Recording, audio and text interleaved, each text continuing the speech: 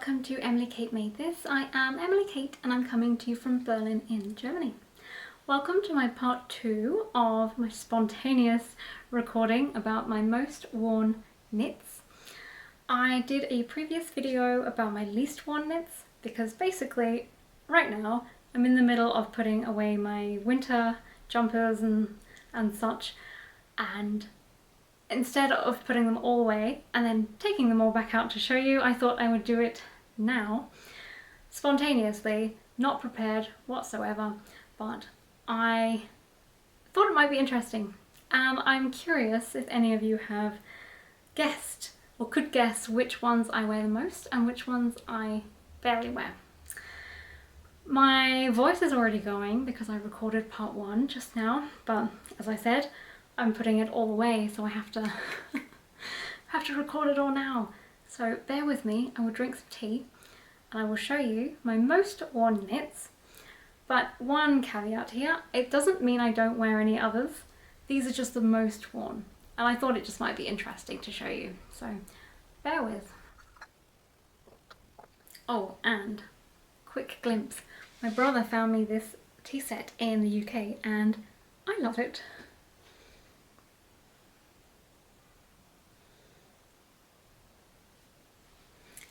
If you didn't know, I'm obsessed with vintage china and any addition to my collection is a welcome addition.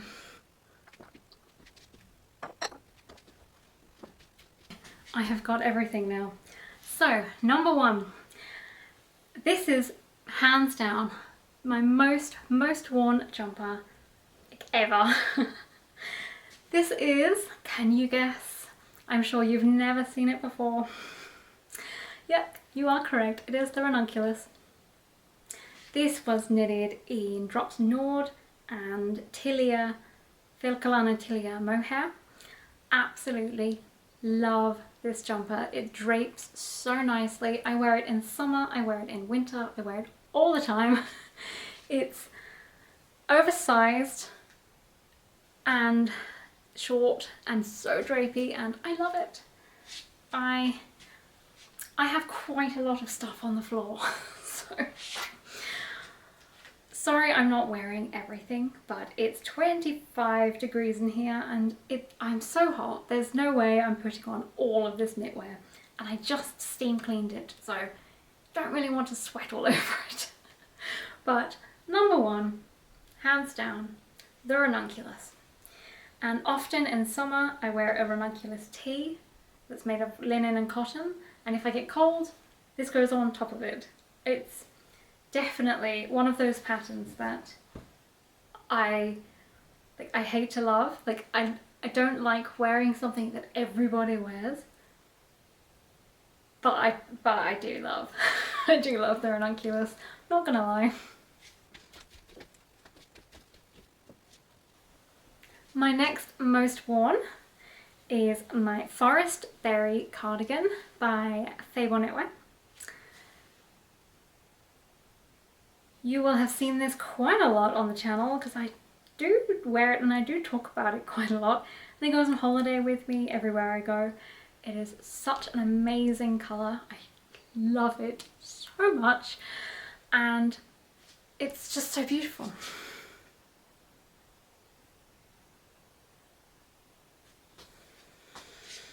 I would love more of this yarn. I would love more clothing with this bubble pattern. They are in the dream category. It took a very long time to do the bubble section, and the things I want to make are dresses and skirts, and they're just going to take a long time. So I need the correct wool and the time and motivation, but one day it's going to happen. I would actually love to buy her dress and her skirt pattern, but alas I have not done so yet. One day, because I will 100% be making those. This is Campers Garn. I purchased it in Stockholm and I wanted to make this and then wear it back to the shop. And I did. Last year I wore it back to the shop and bought more Campers Garn. Sorry, I am flying through this because the sun is disappearing, my voice is disappearing, and according to my YouTube and analytics, people don't usually get through videos that are longer than about 12 minutes, so let's see how short I can make the video. Stay with me, people. My next most worn is this one. This is the Mount Pleasant tee. And I love it. This colour is everything. I wish I had more of this yarn. It was a one-of-a-kind by Keith's Garn. She is a local hand dyer here in Berlin. And it was a one-of-a-kind. It's not a normal one in her range. I love it. I love this style of tee so much. And it's so light. Yeah, it's perfect. I love it. I made this with 2 skeins. This was one of a kind and this one was a different one. If you want to know more about details and everything, I'll link it here and below. I knitted this part by hand and then I made the body on my vintage knitting machine and it was so much fun. Love this one. Love it, love it.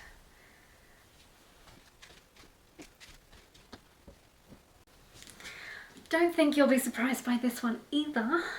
This is my Valkyria Cardigan by Anna Husford. You can't see it in all of its glory here. I'll try and put a picture, I think, because me holding up a cardigan like this just looks like I'm holding a dog or a sheep. This is Gotland Spinnery Gotland yarn. It is so good. When Anna posted a picture of her cardigan and I saw this yarn in the picture, I knew that I would not make that cardigan in anything except that wool. I needed that wool, but in the dark Gotland sheep colour. So when I visited Gotland and I visited Gotland Spinnery, I picked up that yarn specifically to make this cardigan, basically came back immediately and made it. A lovely, lovely knitting friend here on YouTube sent me the pattern because I basically just kept banging on about wanting to make this cardigan, but I didn't have the pattern and I didn't have the yarn. So she sent me the pattern. Then I immediately went to Gotland and bought. I didn't just go to Gotland to buy the yarn, that sounds a bit extreme. I was already going on holiday there, but I got the yarn, then I got the pattern, I think. But love it. I wear this all the time. I didn't get gauge, but I prefer the fit that I did get. I can't remember what my gauge was. Again, if you want details, you'll just have to watch the video where I talk about it. But the fit came out so good. The only thing I'm not hugely impressed with is I didn't have any buttons, so I just threw on whichever buttons I happened to have, which are some that I got during Corona, I think. During 2020, I just had a bunch of random buttons and I was learning to knit, so I just picked up random ones that didn't match anything specific. And when I was doing the button band holes, I actively, like I purposefully did 2 at the very top. I don't really know why. I think I thought it would be like a look, and I don't really like it. It looks a bit weird, but I've gotten over it now. It has never stopped me from wearing it. Love this one. This one might be a surprise, but this is definitely one of the most worn because I wear it in winter underneath my coat when we go for our walks, and it's Germany, so it gets very cold. It is my husband's Yggdrasil jumper. If you watched my last video, spoiler alert, I talked about the Yggdrasil that I do not wear, which is my own one. This one I made, I think size 4, let's just say size 4, and smaller sleeves. My husband wanted small sleeves. I think they were size 2. Can't remember. Basically, I messed around with the patterns to get them to fit. And then he doesn't wear it. He doesn't ever wear it, never wore it. He wore it like once on the day I gave it to him, once in Gotland because I wanted us to match. And then he's like, I don't I don't like it because basically the neck sits up here on him, because although I did add short rows, he has a much broader back and it was stretching and therefore coming up too high, and he just never ever wore it. And I've put so much work into this. There was no way it was going to sit and do nothing. And it's so comfortable. It's so unbelievably comfortable. It's also Sphinx, Sphinx Ul, or is it Yerbo? It's lingonberry jam colour, I know that. I'll link it here, I'm sure it's in my Ravelry. So it has the same amazing cable that goes down the raglan and then all the way down. And of course it was for a man, so it's much bigger than me. It's much longer than I would have knitted it, and the sleeves are ridiculously long. So of course it's too big for me, but it's so cozy and I wear it under my coat on our walks and it's really warm and I love it.